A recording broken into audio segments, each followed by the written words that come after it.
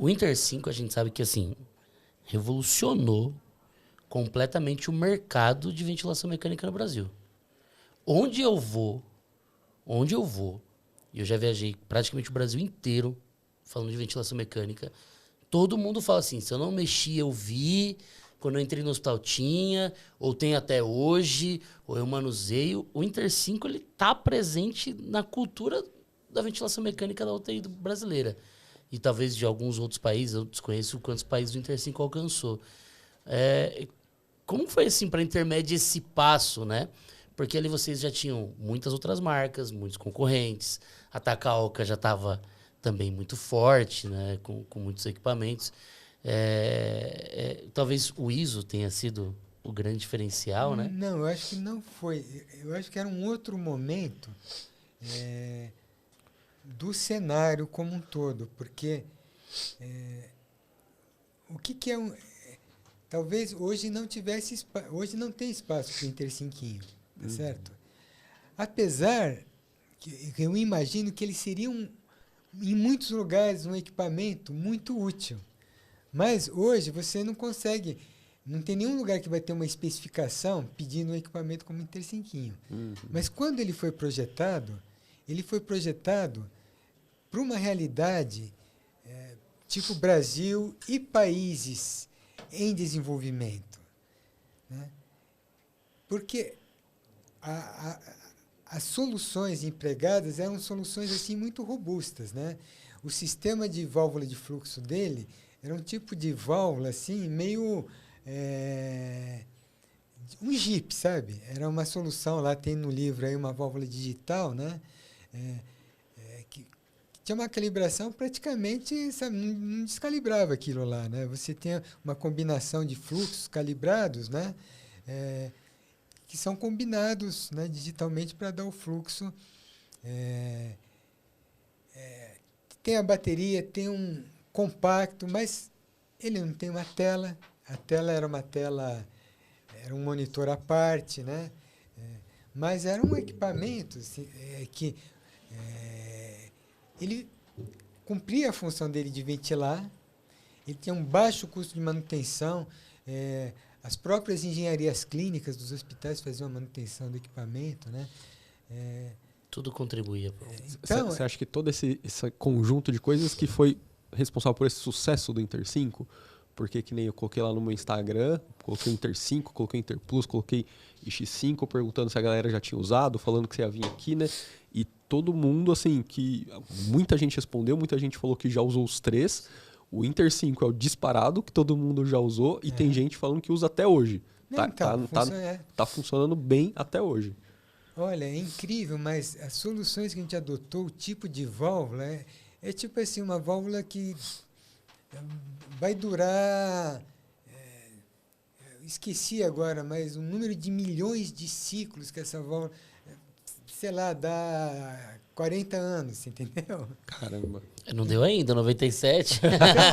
Então, o que acontece? Vai funcionar bastante ainda. São soluções, mas tem um trade-off, né? Hoje, você quer uma solução, né, que te dá um fluxo até 180 litros por minuto, uma válvula digital.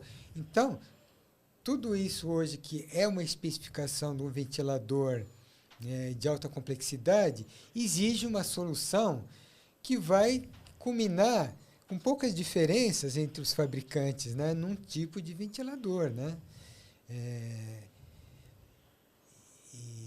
Mas o Inter 5, eu acho que naquela época lá, né, ele era um ventilador assim que cumpriu assim uma necessidade muito grande da ventilação mecânica. Não vou falar de mercado, mas dos pacientes que precisavam ser ventilados, entendeu? Com certeza. E usando como base aquilo que você comentou, né?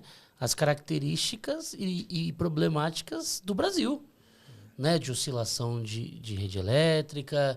Até o Lúcio comentou com a gente sobre a característica da rede de gases, que vai chegar mais ou menos.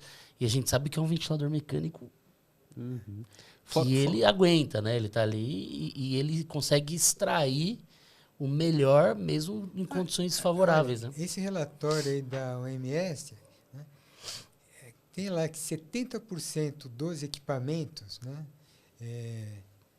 de alta complexidade, né, que são, não funcionam nos países, na maior parte dos países em desenvolvimento, tem a infraestrutura de padrão, né? A gente está falando agora o hemisfério sul, né? O Sim. hemisfério Sim, norte, sim. né? Isso é uma realidade, né? Ainda hoje, né? E fora do Brasil, ele teve uma boa aceitação? Como que é o Inter 5? Ou ele ficou dentro do Brasil só? Poxa, essa é, é outra parte da história. Caramba, nós ainda não cobrimos nada desse. Daí, o Inter 5,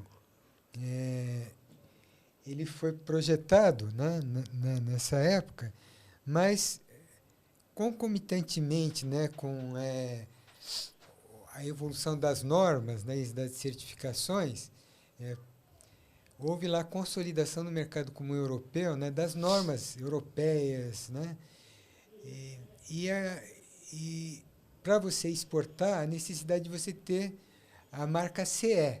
Né? Então, o número de normas e de requisitos que você precisava cumprir